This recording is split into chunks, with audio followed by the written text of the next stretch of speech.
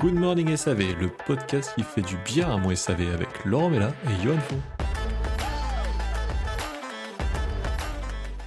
Et nous voici dans notre troisième épisode sur la satisfaction, et la satisfaction passée ne présage pas de la satisfaction future. C'est ça le thème d'aujourd'hui dans Good Morning SAV avec Laurent, notre expert Bonjour à SAV, tous. et moi-même Johan. Allez, moi je suis expert des vidéos tutos, soyons fous. Et en quel honneur ça, la satisfaction passée ne présage pas de ma satisfaction future? Tu veux dire que si j'ai été satisfait un jour, c'est pas l'assurance que je sois satisfait dans le futur, c'est ça? Carrément, carrément. Tous, autant que nous sommes, on voit bien que c'est pas parce qu'un jour un fournisseur quelconque, que ce soit en tant que consommateur ou en tant que professionnel, c'est pas parce qu'on a été vraiment satisfait d'une intervention, d'un service, d'une prestation quelconque, que nous serons satisfaits toute notre vie auprès de ce fournisseur. En fait, ce qui amène la réflexion, c'est que j'entends souvent que la satisfaction, le taux de satisfaction, c'est quelque chose de très important.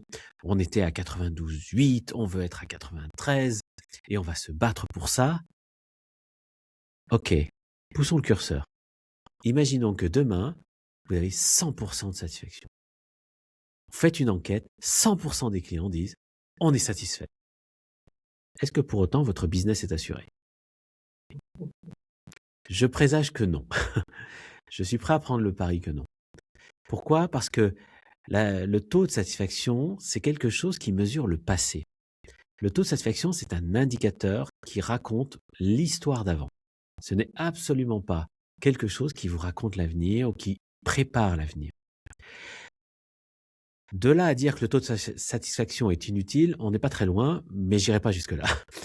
Disons que oui, ça peut être intéressant de se dire, jusqu'à présent, est-ce que les clients avec lesquels nous travaillons sont plutôt satisfaits de ce que l'on fait, de nos prestations, de nos machines, de nos comportements, de nos processus, etc.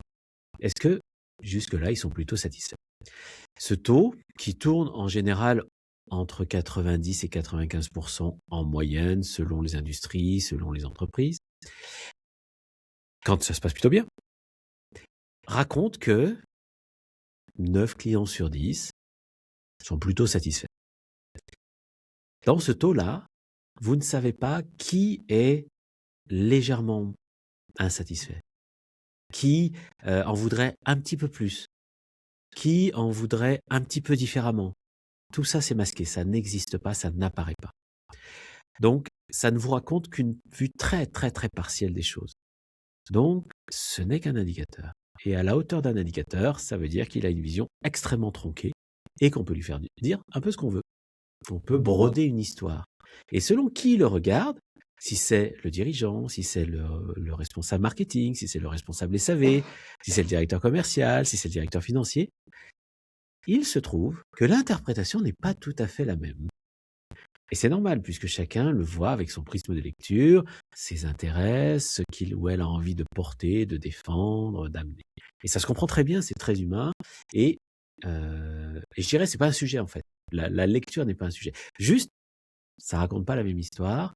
Et donc, ça veut dire que c'est hyper relatif. C'est pas quelque chose dont on peut se dire, OK, on a 93% de clients satisfaits, on est les meilleurs. Je vous déconseille de faire ça. 93% de satisfaits, donc, sur les actions passées, 93% des clients n'ont pas émis d'insatisfaction, c'est pas facile à dire, notoire. Okay, c'est tout ce que ça raconte. Donc, c'est vraiment pas une boussole. Ça vous dit pas où aller. Ça vous dit juste, à l'instant T, tu fais pas trop mal. Alors tu m'as pris ma question, moi j'allais te dire ça sert à quoi de le mesurer? Il est inutile ce truc, parce que j'ai l'impression que c'est plus un indicateur dont on va se servir pour montrer à nos chefs ou dire que oui, on y arrive bien, on y arrive bien. Mais en fait, en posant cette question-là, tu décris ce qu'on peut en faire. C'est-à-dire que c'est exactement ce à quoi il sert. Il dit, regardez, jusque-là, on n'est pas trop mal. Okay, a priori. Mais ça reste du pas trop mal. C'est absolument pas bon. C'est pas parce que vous avez 93, 94, 95% de taux de satisfaction que vous êtes bon. Pas du tout. Ça ne raconte pas ça. Ça dit juste que vous n'avez pas fait trop d'erreurs. Vous n'avez pas fait trop de bêtises dans le cheminement, dans votre stratégie d'approche, dans votre mise en place opérationnelle, la façon dont vous faites les choses, les process. Ça se passe pas trop mal. C'est déjà bien. Ça raconte déjà une histoire intéressante. Le danger, ça serait de s'arrêter là. De dire, c'est bon, si on a un taux de 95, 97, 98, c'est bon. On est parfait. On n'a plus rien à faire. Ça serait une erreur. Ça serait ça le sujet. C'est que ça vous raconte une histoire dans le court terme. Et si vous restiez là-dessus, ça serait comme si vous conduisiez une voiture à 120, 150, 300 km/h en regardant que dans le rétroviseur. On sent qu'il y a une forme de danger quand même qui s'annonce. On sent qu'on n'est pas sûr d'aller droit devant. Donc c'est ça en fait l'enjeu. Ça vous raconte l'histoire du passé. C'est l'histoire du mec qui tombe de l'immeuble et qui dit jusque-là tout va bien, jusque-là tout va bien. En passant devant chaque étage, jusque-là tout va bien. C'est un peu ça. Je trouve que c'est une image qui illustre assez bien, oui. C'est le plus clair pour moi, c'est que, ok, c'est un peu ce que je disais tout à l'heure, c'est que si on pousse le curseur et qu'on dit j'ai 100%, est-ce que ça y est, tout est parfait? Non. Parce que même avec 100%, je verrai des clients partir. Même avec 100%, je verrai des collaborateurs insatisfaits. Même avec 100%, je verrai certains éléments dans nos relations avec certains clients où c'est pas tout à fait ça. Et pourtant, j'ai 100%. Donc, c'est juste ça donne un ordre de grandeur, comme tout indicateur. Ça donne un ordre de grandeur.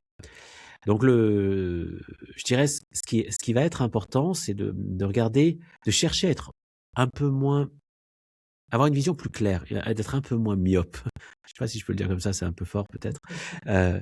Parce que ça rend un peu myope si on met tout. Oui, si les yeux convergent sur un seul endroit, on voit bien qu'à un moment donné, on finit par loucher. Donc, il y a quelque chose qui pourrait pas fonctionner. Donc, il faut réécarter un peu la lecture, reséparer les deux yeux pour se dire, ok, essayons de regarder droit devant. Donc, alors, comment faire? La première chose, c'est d'arrêter de se fixer la satisfaction comme objectif. Ce n'est pas l'objectif. La satisfaction, je le répète, n'est pas l'objectif. Quoi? Mais mon SAV, il est fait pour satisfaire des clients. On y reparlera plus tard, je pense. Oui, mais c'est dans la pleine veine des épisodes qu'on est en train de présenter, de se rendre compte que oui, la satisfaction est importante. Non, elle n'est pas l'objectif. Elle est un élément du chemin, mais elle n'est pas l'objectif. Les objectifs sont d'aider les clients à mieux fonctionner avec les équipements qu'on leur propose. Les objectifs sont de faire en sorte que quand un client nous contacte et qu'il a besoin de soutien, on a les bons processus, les bonnes pièces, les bons outils, les bonnes compétences, les bons comportements, et que tout ça est fait pour que ce soit le plus fluide possible, le plus efficient possible.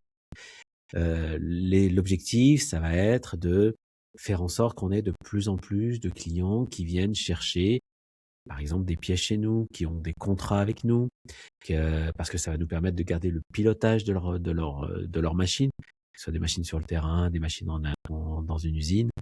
On va garder ce lien, donc on va comprendre comment ils vieillissent, on va comprendre comment ils les utilisent, donc on va pouvoir leur apporter un conseil plus pertinent, plus fort, plus intense, plus précis. Et on va mieux piloter le vieillissement de la machine, on va mieux piloter les temps où il faut intervenir pour changer les pièces, etc. Donc en gardant ce contact-là, ça, ce sont des objectifs. C'est assez concret, c'est très opérationnel, et ça permet de faire des choses dans la vraie vie. Le taux de satisfaction, il ne nous permet pas de faire des choses dans la vraie vie. D'ailleurs, je te coupe, mais le taux de satisfaction, est-ce que c'est aussi l'indicateur qu'on appelle le NPS? Enfin, en tout cas, on peut utiliser le NPS comme taux de satisfaction ou pas? Carrément. Autant le taux de satisfaction regarde le passé, autant le NPS nous projette dans l'avenir. Et si j'ai vraiment un conseil à donner autour de ces questions-là, c'est faites une enquête de satisfaction une fois dans l'année pour avoir une idée globale de la tendance. Vérifier, ça permet de poser quelques questions. Alors, il y a plusieurs façons de mener des enquêtes de satisfaction. On a fait un épisode dans le passé. Vous pouvez revenir sur les épisodes précédents. Vous verrez, il y en a un qui est spécifique sur les enquêtes de satisfaction. Il y a plein de façons de le faire. Vous pouvez garder ça, mais n'y mettez pas trop d'énergie. Mettez un peu plus d'énergie dans des mécanismes comme le Net Promoter Score ou le Customer Effort Score. qui sont deux indicateurs beaucoup plus intéressants parce qu'ils projettent l'avenir. Prenons le cas du NPS, donc Net Promoter Score. Le principe est très simple. On va demander aux clients s'ils nous recommanderaient à leurs proches, à leurs amis, à leurs collègues. Est-ce qu'ils nous recommandent? Sur une échelle de 1 à 10, 9 et 10, ça veut dire oui. 7 et 8, ce sont les indifférents, donc on n'en tient pas compte. Et 1 à 6, ça veut dire non, avec une gradation. Et ensuite, on va prendre le nombre de personnes qui nous mettent 9 et 10, et on va le diviser par le nombre de personnes qui nous mettent 1 à 6. Et on regarde le score. Ce que ça donne, ça va nous donner un chiffre. Ce chiffre, évidemment, si on veut qu'il bouge, il faut qu'on réduise le nombre de personnes qui mettent 1 à 6 et ou qu'on augmente le nombre de personnes qui mettent 9 et 10. Ça semble assez logique. L'intérêt de cette question, c'est que comme on est dans la recommandation, on a 2 effets importants. Le premier, c'est que c'est très engageant pour celui qui le fait. Si je recommande quelqu'un, j'engage ma propre image. Donc, je suis assez sûr de moi. Donc, je suis plus que satisfait si je fais ça. Et 2, c'est une action dans le futur. Elle ouvre d'autres portes. Elle permet d'aller vers de nouveaux clients et de nouveaux marchés. Donc, ça a un intérêt vraiment pour le présent et le futur. C'est en ça, pour moi, que c'est bien plus intéressant. Après, comme tout indicateur, comme tout élément de mesure, il ne faut pas en abuser. Il ne faut pas demander à chaque appel, à chaque contact, forcément, de mettre un Net Promoter Score. Est-ce que vous nous recommanderiez entre 1 et 10, s'il vous plaît? Comme certains le font. Des fois, si vous allez consulter votre fournisseur 3 fois dans le mois et que 3 fois dans le mois, on vous redemande si vous allez le recommander, ça va finir par peser. Parce que la répétition va peser. Donc, il faut aussi un petit peu d'ajustement dans la façon d'utiliser les outils. Comme tous les outils, c'est toujours vrai. Donc, je conseille ça. Et avec le Net Promoter Score, ce qui est très important, c'est de rajouter une petite question. Pourquoi? Pourquoi le client nous met 9 ou 10? Parce que ça nous intéresse de savoir quels sont nos points forts, ce qui fait qu'il a envie de nous recommander. Et pourquoi il nous met moins, entre 1 et 6? Et évidemment, tous les clients qui vous mettent entre 1 et 6, vous précipitez pour les appeler et chercher à comprendre pourquoi. Okay, tout de suite, il faut aller chercher les pourquoi, parce que ce sont des indicateurs de ce que vous faites pas très bien et qui a besoin d'être amélioré. Et moi, ça me pose question. Tu dis que finalement, le taux de satisfaction, c'est un indicateur du passé ou du présent. Ça nous aide pas forcément à piloter, mais s'il est à 10%, on a bien des choses à faire qui vont nous projeter dans le futur pour éviter d'avoir encore 10%, n'est-ce pas? Alors, effectivement, s'il est très bas, ça devient un indicateur de crise. Il dit qu'effectivement, il y a beaucoup de choses qui vont pas. Mais c'est très rare. Enfin, dans la plupart des entreprises que je rencontre, le taux de satisfaction a tendance à être assez élevé. Alors, il peut osciller des fois il descend à 80, entre 80 et 90%. Donc là, effectivement, on sait qu'il y a une marge de progression importante. Mais souvent, l'entreprise a déjà identifié, quand elle est à un taux de satisfaction bas, elle sait toutes les zones où elle a besoin de travailler. Après, il y a des questions de priorité, de capacité à faire, etc. Mais elle le sait. Là où ça devient vraiment un piège, c'est quand on dépasse les 90%. Quand on est à 92, 93, 95, là, on a l'impression qu'on n'a plus grand-chose à faire. Et quand on pose les questions au terrain, quand on demande aux commerciaux, quand on demande aux assistants, quand on demande aux techniciens, on voit bien qu'il y a encore des choses à faire. On voit bien qu'il y a des difficultés à gérer. Donc, c'est là où ça devient un piège. Moi, ce que je retiens de cet épisode, c'est que c'est un indicateur piège, exactement comme on vient de dire. Ouais. C'est que quand il est bon, ça veut pas dire qu'il faut arrêter. Voilà. Ça veut même dire qu'il faut peut-être chercher des nouvelles méthodes de mesure pour aller chercher des améliorations dont tout le monde connaît, il faut des améliorations, quoi. Tout le monde en est conscient, et pas juste le taux de satisfaction, c'est cool, c'est bon, on peut s'arrêter là. Exactement. Exactement. Et on sait tous, dans toutes les entreprises, tout dirigeant, tout responsable, tout manager sait que le futur est pas du tout linéaire. C'est pas parce que ce qu'on a super bien fait dans le passé marche bien que le futur est tranquille et ça va se dérouler tranquillement, sans forcer, sans effort. Bien sûr que non. Donc, malgré tout, malgré qu'on le sache, on a quand même toujours un peu de résistance à changer les méthodes. Puisque si ça a marché jusque-là, pourquoi on changerait? Peut-être parce que le contexte, lui, change et que les mêmes méthodes ne s'appliquent pas à des contextes différents. Moi, j'aimerais bien savoir, vous, de votre côté, est-ce que vous mesurez le taux de satisfaction? Est-ce que vous mesurez autre chose? Est-ce que vous pensez que votre taux de satisfaction, si vous le mesurez, il est devenu un indicateur un peu piégeur. Exactement. Donc, peut-être pour synthétiser, j'aurais tendance à dire que la satisfaction, en fait, elle mesure ce qui a été fait et non pas ce qui va tenir, ce qui va être durable. C'est peut-être ça qu'il faut retenir. Jusque-là, tout va bien. Jusque-là, tout va bien. Allez, à la semaine prochaine. Bonne semaine à tous. C'était Good Morning SAV, le podcast qui fait du bien mon SAV, présenté par Laurent Mella, expert SAV, et Johan Fon, créateur de vidéos tuto pour ton SAV.